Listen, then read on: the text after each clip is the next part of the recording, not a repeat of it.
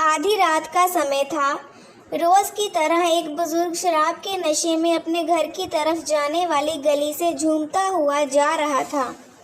रास्ते में एक खंबे की लाइट जल रही थी। उस खंबे के ठीक नीचे एक 15-16 साल की लड़की पुराने फटे कपड़े में डरी सहमी सी अपने आंसू पोंछते हुए खड़ी थी।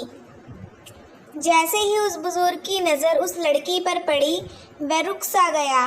लड़की शायद उजाले की चाह में लाइट के खंभे से लगभग चिपकी हुई सी थी। वह बुजुर्ग उसके करीब गया और उससे लड़खड़ाती ज़बान से पूछा, तेरा नाम क्या है? तू कौन है और इतनी रात को यहाँ क्या कर रही है? लड़की चुपचाप डरी सहमी नज़रों से दूर किसी को देखे जा रही थी। उस बुजुर्ग ने जब उस तरफ देखा जहाँ लड़की देख रही थी, तो वहाँ 4 लड़के उस लड़की को घूर रहे थे। उसमें से एक को वो बुजुर्ग जानता था। लड़का उस बुजुर्ग को देखकर छिप गया और अपने साथियों के साथ वहाँ से चला गया। लड़की उस शराब के नशे में बुजुर्ग से भी डरी हुई थी। फिर भी उसने हिम्मत करके बताया, मेरा नाम रूपा है, मैं अनाथ आश्रम से भाग आई हूँ। वो लोग मुझे आज रात के लिए कहीं भेजने वाले थे।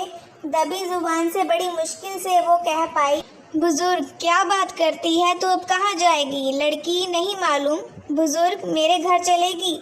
लड़की मन ही मन सोच रही थी कि ये शराब के नशे में है और आधी रात का समय है, ऊपर से ये शरीफ भी नहीं लगता है। और भी कई सवाल उसके मन में शोर मचाए हुए थे। बुजुर्ग अब आखिरी बार पूछता है, मेरे घर चलेगी हमेशा के लिए?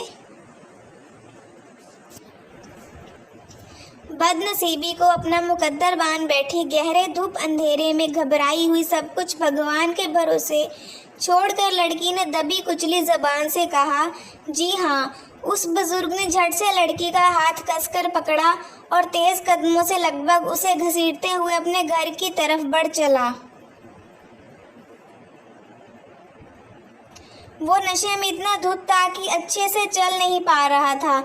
किसी तरह लड़खड़ाता हुआ अपने मिट्टी से बने कच्चे घर तक पहुंचा और कुंडी खटखटाई। थोड़ी ही देर में उसकी पत्नी ने दरवाज़ा खोला और पत्नी कुछ बोल पाती कि उससे पहले ही उस बुजुर्ग ने कहा, ये लो संभालो इसको, बेटी लेकर आया हूँ हमारे लिए।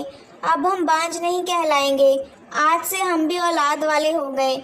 पत्नी की आंखों से खुशी के आंसू बहने लगे और उसने उस लड़की को अपने सीने से लगा लिया।